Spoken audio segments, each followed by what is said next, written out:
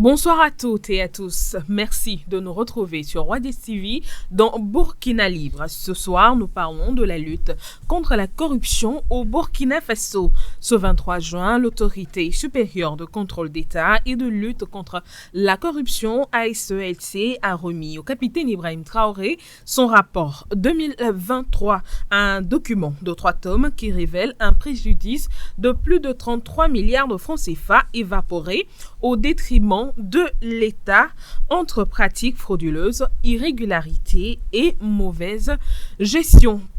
Pour en parler ce soir, nous avons dans notre studio Amen Segla et Yannick Kwame, nos deux consultants. Bonsoir Amen et bienvenue. Bonsoir Martial et bonsoir peuple africain. Bonsoir à vous. Bonsoir Yannick et bienvenue. Merci, bonsoir Martial et bonsoir à nos chers téléspectateurs. Bonsoir à vous. Alors, sans plus attendre, ma première question, avant l'arrivée du capitaine Ibrahim Traoré, pourquoi le phénomène de la corruption s'était enraciné, presque banalisé même dans les institutions publiques au Burkina Faso? Alors, merci Martial. Il faut dire que le problème de la corruption est un problème qui est commun et général à tous les pays africains. C'est l'une des principales causes du retard, de la précarité, du sous-développement en Afrique. Alors, pourquoi? On va se demander, on se pose la question. Eh bien, c'est souvent à cause des dirigeants de ces pays africains qui se donnent pour mission d'enrichir leurs poches et de celles de leurs proches. Alors, pour la plupart d'entre eux, cela est motivé par leur mauvaise foi.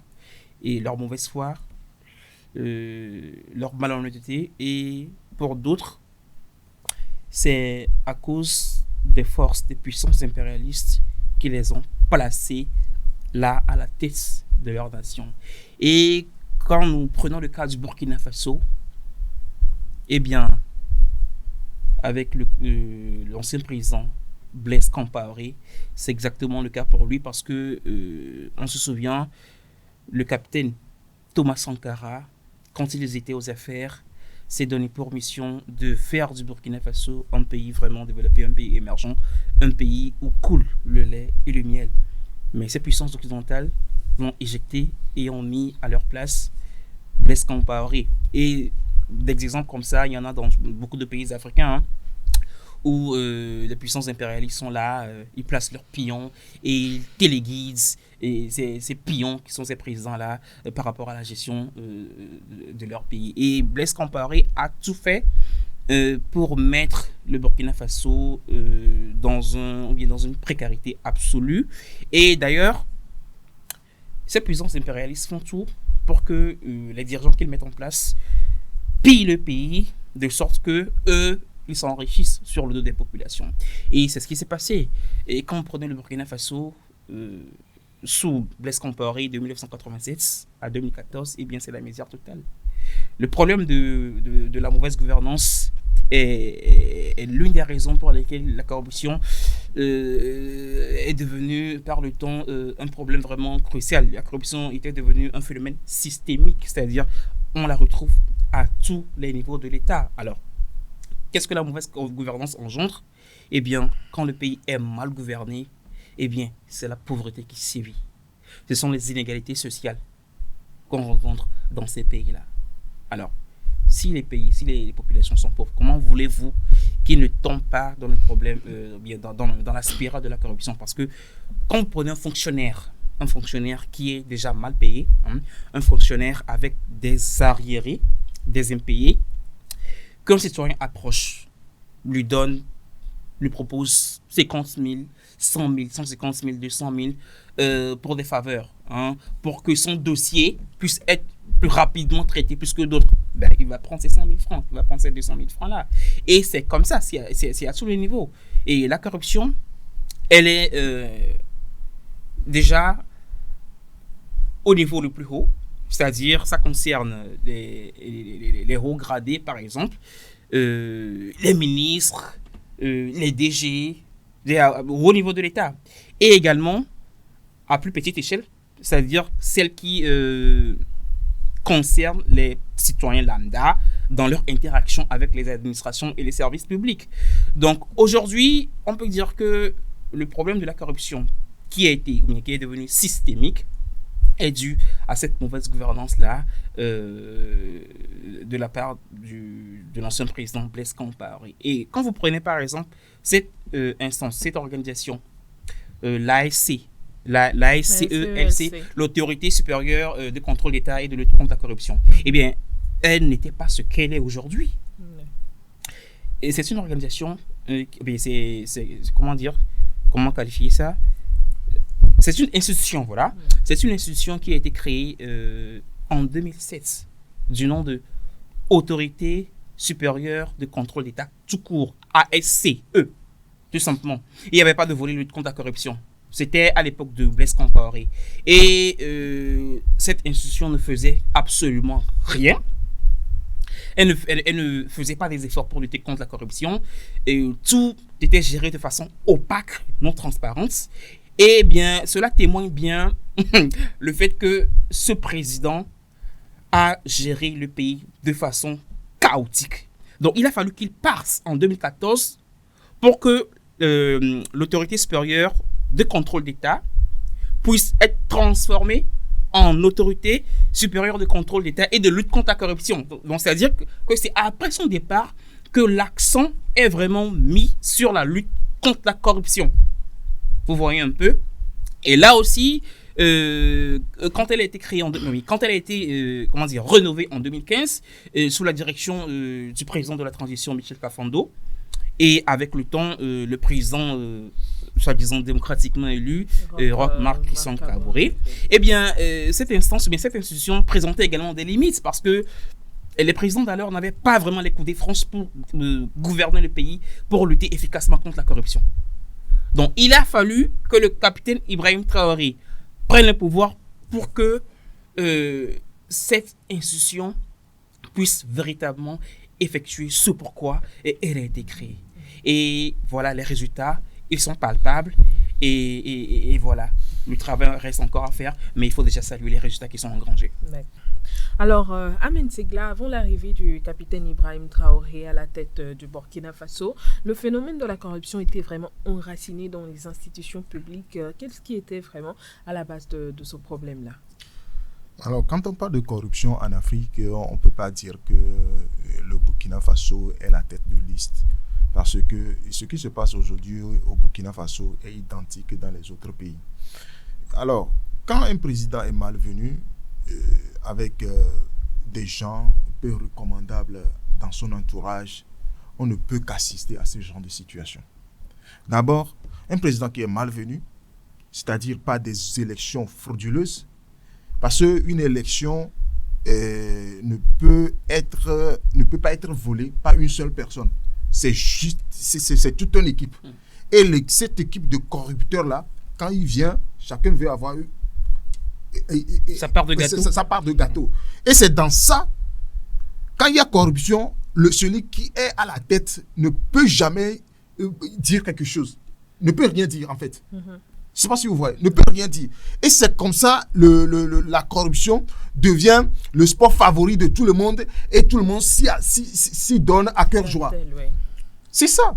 Parce que quand vous prenez la situation au Burkina Faso, comme tu as posé la question, par le passé, Yannick a déjà fait la genèse de tout ça là, vous allez remarquer que la gestion se fait de façon approximative, c'est-à-dire tu es là, tu es à ton poste, personne ne vient, il n'y a pas de reddition de comptes, personne. Parce qu'à un moment donné, il a parlé de autorité supérieure. En fait, avant, ce n'était pas ça. Mais en mettant en place cette institution, c'est parce qu'à un moment donné, parce que quand vous, en tant qu'État, quand vous allez sur le marché financier pour chercher de l'argent, on vous demande un certain nombre de choses. C'est-à-dire vous devez mettre en place un certain nombre d'organes dans votre pays avant d'accès à certaines sources de financement. C'est pourquoi ils ont mis ça, juste pour plaire à la communauté internationale, que bon, nous avons telle institution en place, nous avons tel organe, que nous menons une lutte contre la corruption. Or, dans le fond, ils ne font rien. Parce qu'il ne sert à rien de mettre en place les institutions et ne pas leur donner les moyens pour pouvoir travailler. Et c'est à cela. C'est ce qui a conduit que le pays était dans ça avant l'arrivée du capitaine Ibrahim Traoré. Et ces genres de situations ont toujours cours dans nos pays, hein, parce que là où il n'y a pas de révolution actuellement, Dieu sait comment les choses se passent là-bas. Donc ça fait que l'Afrique a du mal à se décoller. L'Afrique a du mal à se développer. Ce n'est pas parce qu'on n'a pas d'argent, ce n'est pas parce qu'on n'a pas la volonté quant à ce qui concerne les citoyens, mais ceux qui sont à la tête, voilà, ceux qui ont les postes de responsabilité, ne pensent qu'à leur poche et à leurs proches, comme vient de le dire Yannick tout à l'heure. C'est-à-dire, ils ne se soucient même pas des conditions des citoyens, ils ne se soucient pas de l'État. C'est pourquoi vous allez remarquer que beaucoup d'entre eux, ils ont leur fonds à l'extérieur du pays, parce que le jour où ça va péter, ils vont prendre leur valise, puis ils sont partis, ils vont abandonner le pays parce qu'ils n'aiment pas leur propre patrie. C'est pourquoi quand le capitaine Ibrahim Traoré, en dehors de tout ce qu'il a mis en place, on va revenir là-dessus, en dehors de tout ce qu'il a mis en place comme organe de lutte contre la corruption et de dénonciation de ces faits-là, il a fait en sorte que le citoyen soit formé en matière de patriotisme. C'est-à-dire comment on aime sa patrie. C'est comme ça qu'on construit une nation. C'est-à-dire quand vous ne formez pas les gens, quand les gens ne sont pas au courant, les gens ne sont pas cultivés ou formés par rapport à l'amour qu'ils doivent donner à leur patrie, mais c'est peine perdue. Alors, vous l'avez dit vous-même dans votre intervention tout de suite, nous allons revenir là-dessus. Quelles sont les réformes concrètes qui ont été mises en place depuis l'arrivée du capitaine Ibrahim Traoré pour pouvoir inverser cette tendance-là et restaurer la confiance? Alors, en matière de lutte contre la corruption, on peut parler de l'autorité supérieure de contrôle d'État et de lutte contre la corruption. D'abord, avant cette institution, il y a aussi la CRD qui est commission de régularité des dysfonctionnements. Commission de régulation, je vous en prie, des dysfonctionnements. Et cette commission, c'est une commission d'alerte. C'est-à-dire c'est une commission mise en place par l'État pour demander, parce que la plupart des actes de corruption ne vient pas directement dans les institutions, parce que avoir le rapport que la CE a donné tout récemment au président Ibrahim Traoré, la corruption dans les structures d'État ne représente que 3 milliards. Mais dans les autres institutions, par exemple des sociétés qui n'arrivent pas à payer d'impôts, ou bien à payer l'impôt par des raccourcis et tout ça là, cause une pression de 30 milliards. Donc c'est plus dans les institutions privées, en connivence avec certains fonctionnaires d'État, que dans les institutions même de l'État. Donc l'État a mis le CRD en place pour permettre aux citoyens de dénoncer ces faits-là. Parce que par le passé, les gens ont la volonté d'aller vers l'État, mais on ne sait pas auprès de qui aller se plaindre. Donc les gens préféraient de se taire sur ces actes de corruption que d'aller se dénoncer et avoir après des problèmes. Donc quand le capitaine Ibrahim Traoré, il a scellé le problème et il a dit, à partir de cet instant, nous allons mettre en place cette institution pour que chaque citoyen qui va avoir la curiosité d'aller auprès de l'État ou bien d'une institution d'État pour pouvoir dénoncer un certain fait concernant la corruption soit vraiment protégé. Donc la CRD s'occupe de ça. Ça c'est un. Maintenant, aller même enquêter sur ces faits-là. Parce que quand on enquête, quand on dénonce, il va falloir une institution pour mener des enquêtes, pour voir la véracité des faits. Donc c'est là où la ACEL ou bien la voilà, interviennent pour pouvoir mener des enquêtes, approfondir les choses et remettre le dossier au niveau de la justice. Donc ces deux institutions-là travaillent dans un creuset pour pouvoir mener cette lutte contre la corruption. D'accord, merci beaucoup, Amen. Yannick, à votre connaissance, quelles sont les réformes mises en place depuis l'arrivée du capitaine Ibrahim Traoré pour pouvoir lutter contre la corruption et vraiment restaurer la confiance dans les institutions publiques pour les citoyens? Alors, merci Martial. Je pense qu'avant même de parler de réforme, je pense qu'il est important de parler de l'engagement du capitaine Ibrahim Traoré par rapport au pays et par rapport au développement de ce pays-là, qui est le Burkina Faso. Quand le capitaine Ibrahim Traoré est arrivé au pouvoir, il s'est donné pour mission il s'est donné pour mission de remettre le pays sur les voies du développement en s'attaquant aux problèmes les plus basiques auxquels ont toujours fait face les populations burkinabées. Quand on parle aujourd'hui de corruption, c'est un problème, je viens de le dire en termes de, voilà, de mes propos, c'est un problème qui a pour cause, qui a pour une des causes les inégalités économiques, la pauvreté de la population. La raison pour laquelle quand le capitaine Ibrahim Traoré est arrivé au pouvoir, il a fait, ou bien il continue de faire en sorte que la population ne manque de rien. Parce que c'est quand les populations souffrent, c'est quand les populations manquent de quoi manger, c'est quand les populations n'arrivent pas à se soigner, eh bien, qu'il s'adonne facilement à la corruption. Donc, il a développé, il continue par développer des moyens, grâce auxquels les populations peuvent se prendre en charge. Quand vous prenez par exemple le problème de chômage est un problème crucial auquel le capitaine Ibrahim Traoré s'attaque. Son plan ou bien son ambition, c'est de faire en sorte que tous les Burkinabés trouvent un travail. Aujourd'hui, quand vous prenez l'agriculture, parce que quand on parle de travail, d'emploi, le Burkina Faso est un pays où l'agriculture est le principal secteur dans lequel il y a des activités génératrices de revenus. Raison pour laquelle le président burkinabé est en train de développer ce secteur-là. Donc, son plan, c'est que une fois que les populations seront à l'abri de ces petits besoins, une fois que les populations auront de quoi manger, auront de quoi se soigner, auront une bonne vie ou bien une belle vie, eh bien, ils seront de moins en moins corruptibles. Parce que aujourd'hui, c'est bien vrai de s'attaquer au problème du terrorisme, parce que pour beaucoup, le terrorisme est le problème principal auquel le Burkina Faso fait face. Mais aujourd'hui, quand on parle de terrorisme, eh bien, la pauvreté, la corruption en est pour beaucoup. C'est à cause de la corruption, des inégalités sociales, ethniques, que le problème de la sécurité s'est vraiment enraciné au Burkina Faso. Et pour attaquer ce problème du terrorisme, de l'insécurité, eh bien, il faut attaquer le problème. Les problèmes les problèmes les plus basiques, c'est-à-dire voilà, le chômage, comment dire, les inégalités sociales, les bonnes conditions de vie, d'existence de la population burkinabé. Et c'est à ça le capitaine Ibrahim Traoré s'est attelé depuis qu'il est arrivé au pouvoir. Alors, après cela, on peut parler de réforme, et Amen vient d'en citer. Et quand vous prenez les institutions, parce que il faut le dire, les institutions sont au cœur de ce problème qu'est la corruption. Des institutions qui sont force et résilience, eh bien le problème de la corruption va persister. Et aujourd'hui, le capitaine Ibrahim Traoré est en train de développer ces institutions-là. Par exemple, quand vous prenez le secteur de la justice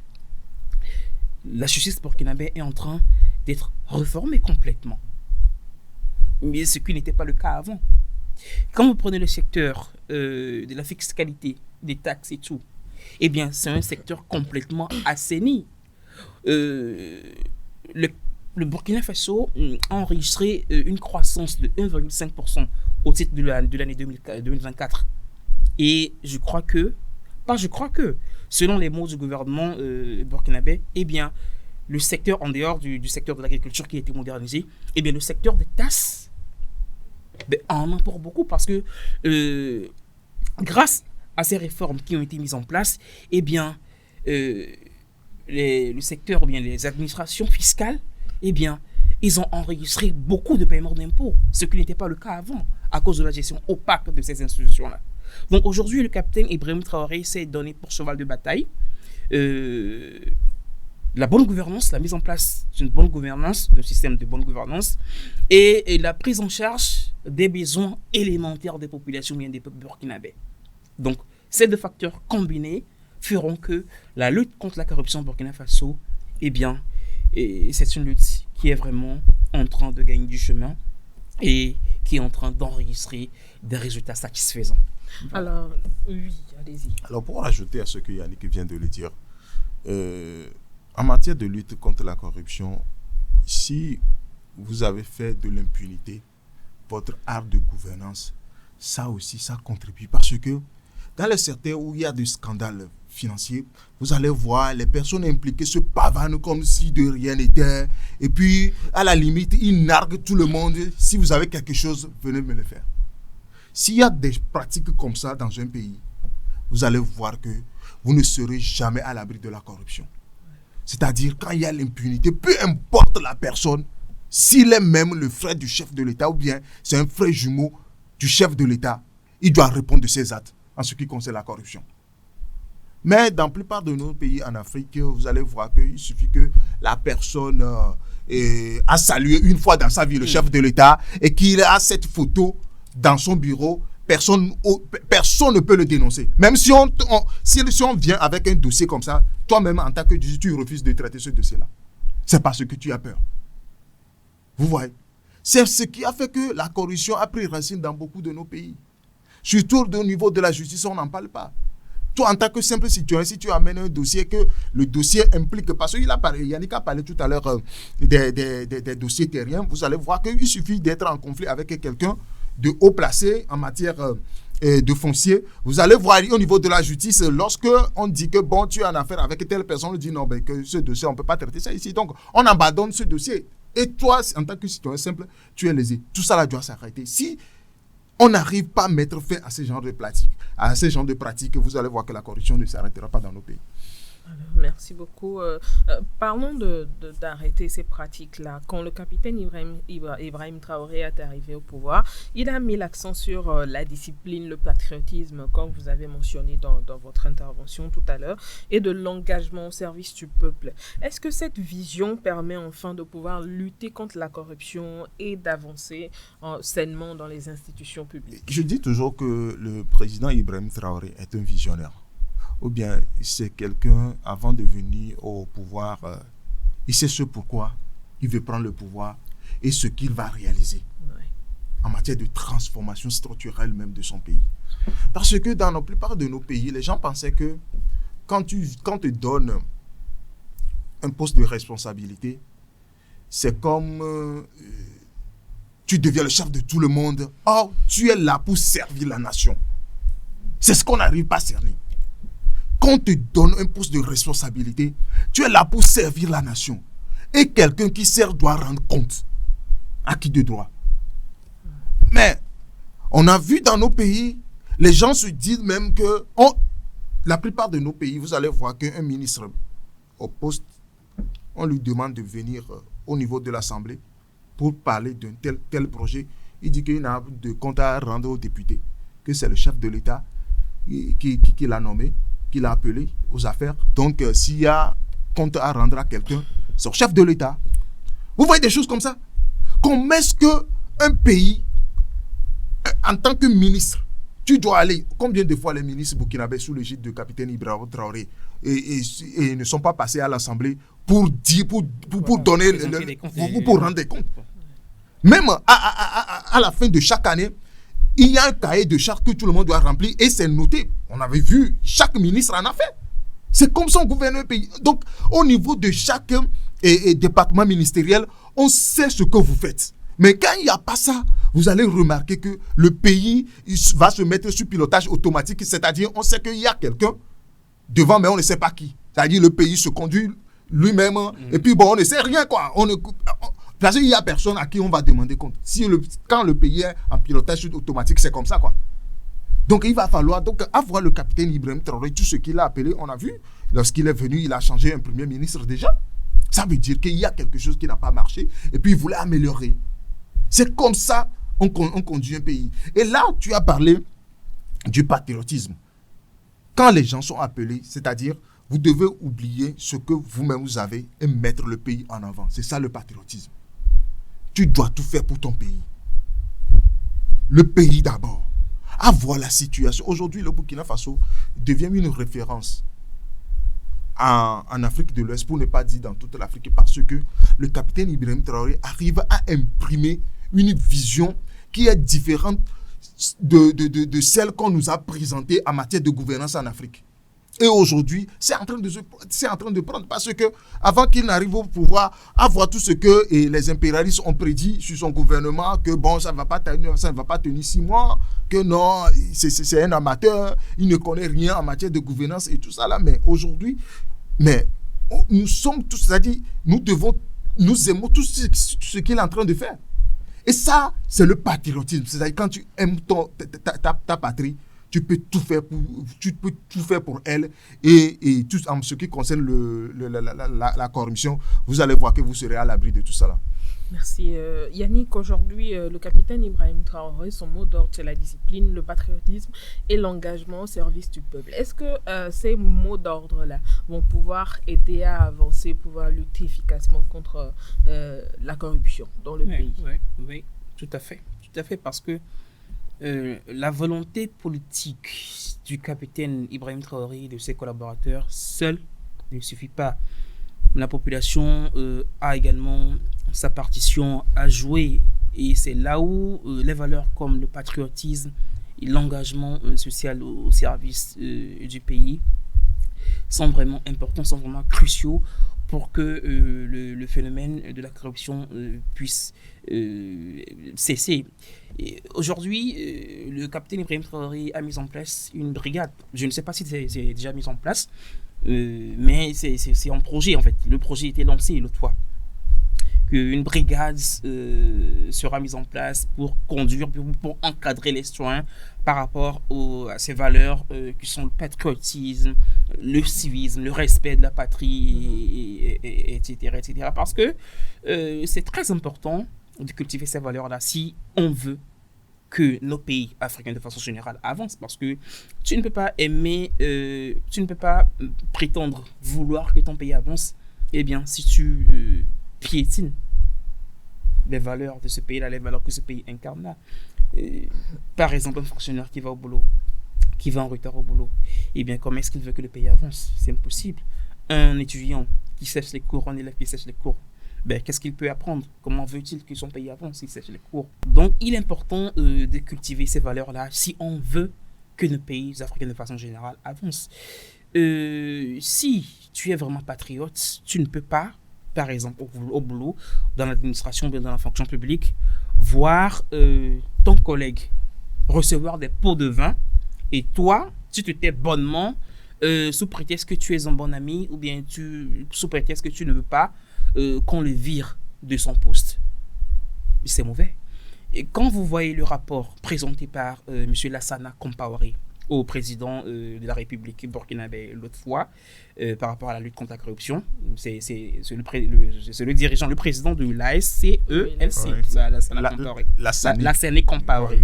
Alors, parmi les enquêtes, les dossiers traités, il y a eu des cas de dénonciation. Donc, ça veut dire que les dénonciations ont permis également de faire ce travail de lutte contre la corruption. Et ceux qui ont fait ça, ce sont des patriotes, de vrais citoyens. Et c'est ces valeurs-là que les autorités burkinabèles veulent cultiver, veulent faire, adopter à ces populations-là. Donc, c'est important de cultiver ces valeurs qui sont le patriotisme et le civisme. Alors, les résultats de l'ASLC montrent que les lignes bougent. Mais selon vous, que reste-t-il à faire pour que les choses soient vraiment, les acquis soient vraiment consolidés au Burkina Faso? Alors, c'est vrai, Martial, que le Burkina Faso n'est pas encore sorti de l'auberge par rapport à la lutte contre la corruption. Mais il ne faut pas cracher sur ce qui a été fait. Beaucoup de choses ont été faites. Il y a eu beaucoup d'avancées enregistrées dans cette lutte-là. Alors déjà, le fait que l'ASCELC puisse être doté des mécanismes et des moyens pour lutter efficacement contre cette gangrène qu'est la corruption, eh bien, c'est un pas. Donc, ce que je veux dire, c'est que ce qui a été fait, alors ce qui reste à faire est beaucoup moins que ce qui a été fait. Donc, c'est-à-dire que le pays est sur la bonne voie. À part ce rapport d'enquête-là présenté au capitaine Ibrahim Traoré. Souvenez-vous, il y a de cela, ça fait un mois, vers fin mai, eh bien, la direction des douanes, en concert avec la police judiciaire, a mis la main sur un réseau de trafiquants, un réseau de fraude fiscale. Et ce sont des personnes, des opérateurs économiques qui ont exploité de façon vicieuse les exemptions fiscales sur les entreprises prônées par le Code des investissements au Burkina Faso. Et ce sont des personnes, des opérateurs économiques qui ont fait arriver des voitures dans le pays illégalement sans payer de taxes. Et ça, en complicité avec des douaniers, des fonctionnaires de la douane. Et ça a été un manque à gagner de 3,5 milliards de francs CFA pour le Burkina Faso. Heureusement que le pays et les autorités ont tout fait pour régulariser certaines voitures et ont pu rentrer en possession d'une partie de ce fonds gaspillé là. Donc ça veut dire que le pays, le Burkina Faso aujourd'hui, lutte vraiment pour que le phénomène de la corruption puisse être endigué définitivement dans ce pays-là. Et je l'ai dit, je viens de le dire, ces résultats enregistrés vraiment doivent être consolidés. Et le pays, du moins le capitaine Ibrahim Traoré et ses collaborateurs doivent rester droit, focus dans cette dynamique-là pour que cette lutte soit vraiment aboutie. Alors, Amen Segla, aujourd'hui, qu'est-ce qui peut encore être fait, même si les résultats de la CELC montrent que les lignes bougent, pour pouvoir vraiment consolider les acquis? Alors, pour moi, personnellement, la lutte contre la corruption doit se faire au même titre que la lutte contre le terrorisme. Parce que l'État ne peut pas mener la lutte contre le terrorisme, qui est devenu une question existentielle pour le Burkina Faso, si l'économie n'est pas consolidée. S'il y a encore des actes de corruption de tous les côtés. Parce qu'aujourd'hui, on parle d'un préjudice de 33 milliards. C'est beaucoup. C'est beaucoup. 33 milliards pour un État, c'est beaucoup. Ça peut faire beaucoup de choses. Alors, vous allez voir dans les recommandations que le général Lassane Compaoré a donné au chef de l'État, le président Ibrahim Traoré. Il a parlé de l'apport du gouvernement parce que après les dénonciations, et l'autorité mène des démarches d'enquête et ça consomme beaucoup en matière de fonds et aussi du personnel. Donc, ils ont besoin de l'apport. Ils en ont fait cas au président lorsqu'ils sont partis. Ils ont eu l'audience. Donc, je pense que voir comment le président Ibrahim Traoré est vraiment intraitable sur les questions liées à la corruption, je pense que la solution va venir très, très, très rapidement. Et il faut aussi ajouter que ceux qui aujourd'hui se croient toujours intouchables par rapport à leur position en matière de lutte contre la corruption, ils doivent avoir à l'idée que les choses ont changé. Les choses ont changé vraiment. Et je pense que l'État, en matière comment je vais dire ça, lorsqu'ils seront devant de la justice, il va falloir qu'on arrive à montrer ces gens-là. Parce que lorsqu'on garde l'anonymat des gens impliqués dans le terrorisme et le terrorisme. En fait, ils sont des terroristes, Ils sont des terroristes financiers. Terroristes économiques. Voilà, des terroristes économiques. Donc, ce sont des terroristes à col blanc. Ils sont dans le bureau, mais leur acte même est pire que ceux qui tiennent les armes. Donc, il va falloir qu'on les montre à la population que c'est eux qui sont la base de votre... vos manquements. Pas de vos manquements, mais à la source de votre pauvreté, c'est eux. Si vous n'arrivez pas à avoir de l'électricité, si les écoles ne sont pas équipées, si les hôpitaux ne sont pas équipés, c'est eux. Donc, du moment où on va commencer par montrer ces gens-là, lorsque la justice va finir son travail, vous allez voir que ces actes vont diminuer. D'accord. Merci beaucoup, Amen Segla, pour ces belles interventions. Merci beaucoup, Yannick Kwame, pour vos belles interventions. Il est clair que ce rapport de la CELC montre que le Burkina Faso a entamé une lutte juste, courageuse pour récupérer ce qui appartient au peuple. Et ce combat n'est pas seulement celui du capitaine Ibrahim Traoré ni de la CELC, mais c'est le combat de toute une nation et il est important qu'on s'y engage tous. Merci à vous de nous avoir suivis. Nous sommes arrivés à la fin de notre émission. Rendez-vous au prochain numéro.